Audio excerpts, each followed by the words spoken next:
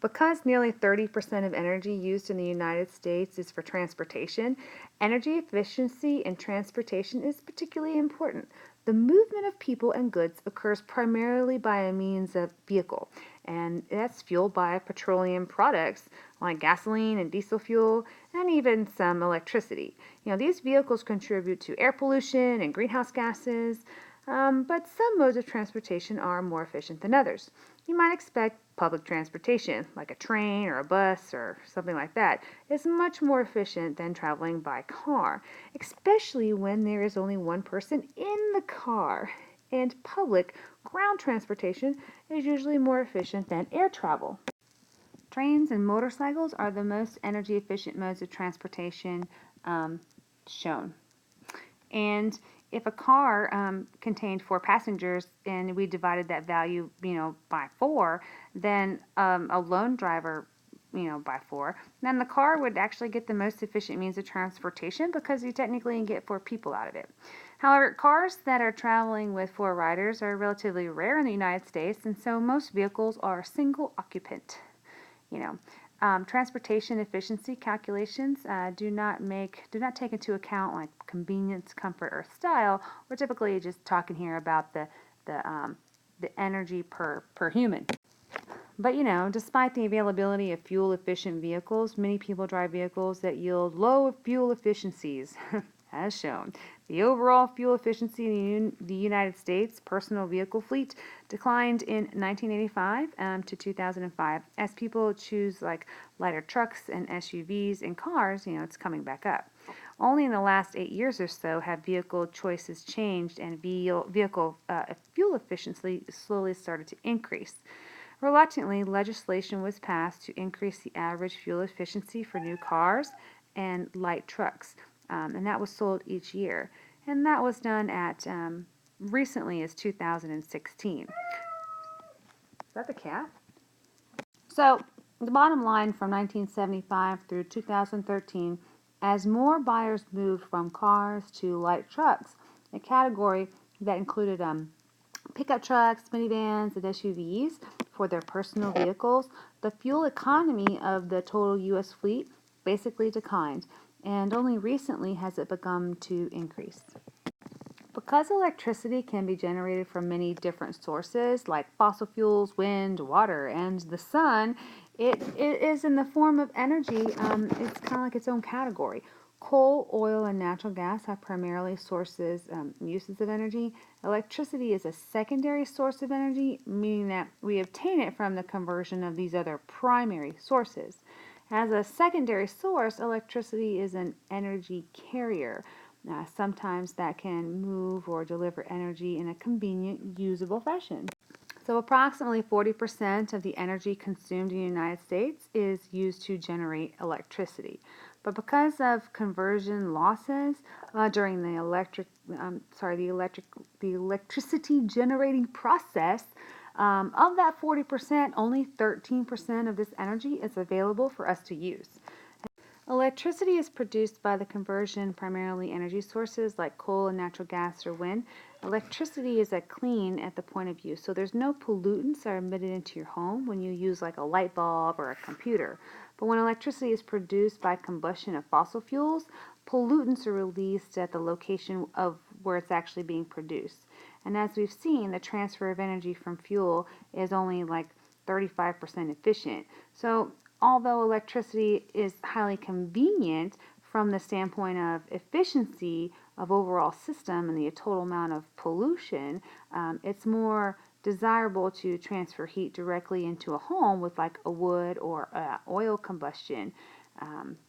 Just as an example, many types of fossil fuels as well as like nuclear fuels can be used to generate electricity.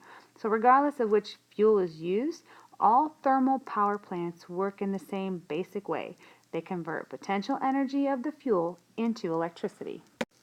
All right, now this process is interesting. Stay with me and then I'll show you the picture. There are major features of a coal burning power plant. Fuel, in this case we're going to talk about, is delivered to a boiler where it is burned. And the burning fuel transfers energy to the water. which becomes steam. The kinetic energy contained inside of the steam is transferred to these blades of a turbine. And this is a device where the blades can be turned by water, like steam or wind. As the energy in the steam turns the turbine, the shaft in the center of the turbine turns the generator, which generates electricity. And the electricity is then generated and transported along a network of interconnected transmission lines known as the electrical grid, which connects power lines together and links them end to end from all the electricity and all the power plants across whatever type of land area we're talking about. So to follow up in the steps of this process, as the turbine turns the generator, the mechanical blades, the mechanical motion inside of that turbine, that's what generates electricity. When it comes out to this electrical grid, the electrical grid goes into our homes, businesses, factories, and other consumers of electricity, where it's converted into heat energy for cooking and kinetic energy for motors, or radiant energy in our lights, used to operate electrical devices. After the steam passes through the turbine, it is condensed back into water. And sometimes the water is cooled in those big cooling towers, or it's discharged into a nearby stream. As we've seen before, the use of these thermal electricity generators, that's responsible for about half of the water consumption in the United States. So I'm just going to give you a tour here real quick.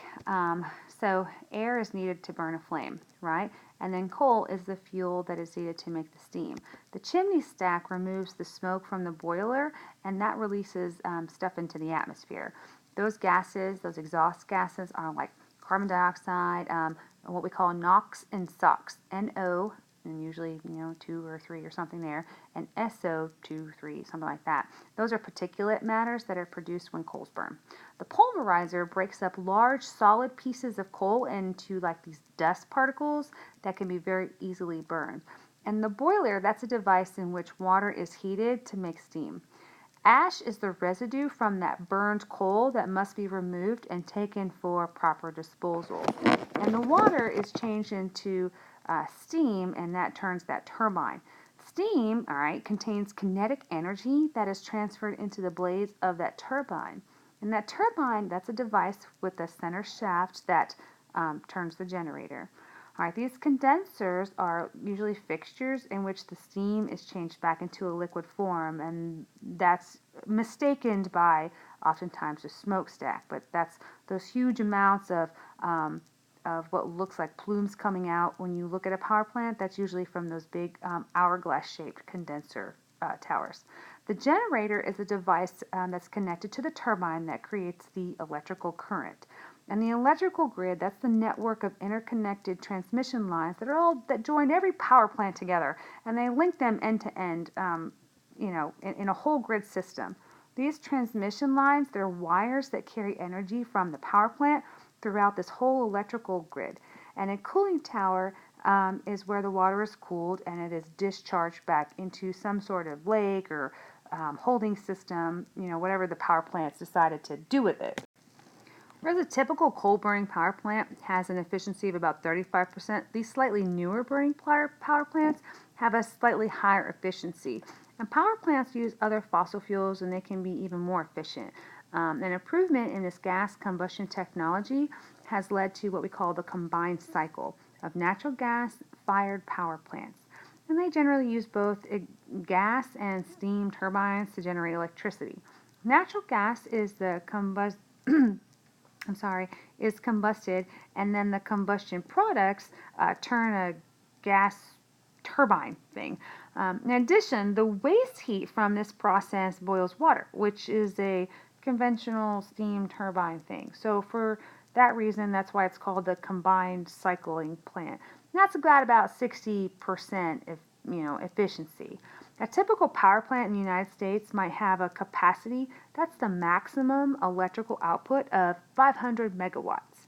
So this means that the plant generates 500 megawatts of electricity. And if the plant operated for one day, it would generate 500 megawatts times 24 hours, which is 12,000 megawatt hours. Uh, Most home electricity is measured in kilowatt hours. So the typical power plant that we just described here generates 12 million kilowatt hours a day. And if it operated 365 days a year, it would generate 365 times that daily amount. So most power plants, however, do not operate every day of the year. They must be shut down for periods of time and allow for maintenance, refueling, repairs, and such. And so it's useful to measure the amount of time that a plant actually operates, because this number, this fraction of time the plant is actually operating per year, is what's known as the capacity factor.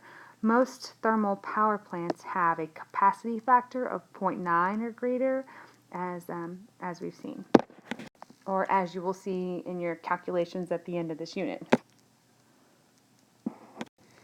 The use of fuel to generate electricity and produce heat is known as cogeneration, also called combined heat and power.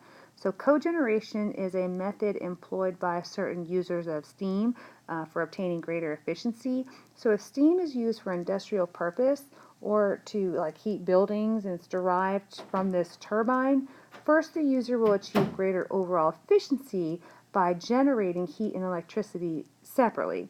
So cogeneration efficiency can be as high as 90%, where steam heat alone is only at 75%, and electricity is again at 35%. The end of a very long patterns of energy use section.